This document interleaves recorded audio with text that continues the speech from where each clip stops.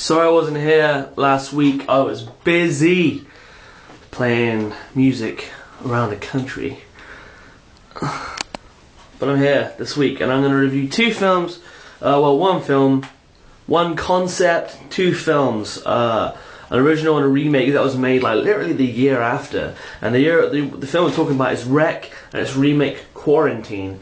Now, they're pretty much exactly the same film, like the locations seem the same, the characters are the same, but they switched the concept around a little bit, so I want to talk about the two concepts and which one I prefer. I only saw this today, but I saw Wreck before and I liked it, so let's go! Wreck is a Spanish horror film where basically this news reporter is reporting on the fire department and they get a call out to this apartment complex where an old lady is kind of going crazy and it turns out that a virus is spreading and they're sort of locked. The government have trapped them inside this apartment complex and they can't leave. So you have to sort of figure out what's going on, but you know, shit happens as it does in a zombie film. There's really, really terrifying end to it. Now, this isn't really like a zombie virus thing. Pretty much, there's a man who's possessed in the attic, and it sort of makes everyone else sort of kind of get a virus. It's very strange. It's kind of like The Evil Dead, where it's not, people kind of call it a zombie film, but it's really about demonic possession.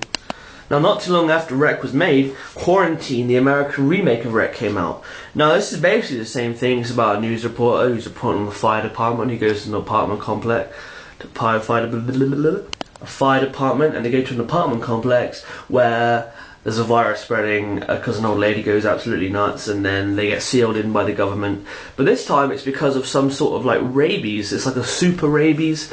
It has kind of the same sort of ending.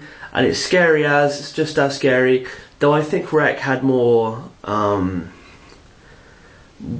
the word I'm looking for here, more sort of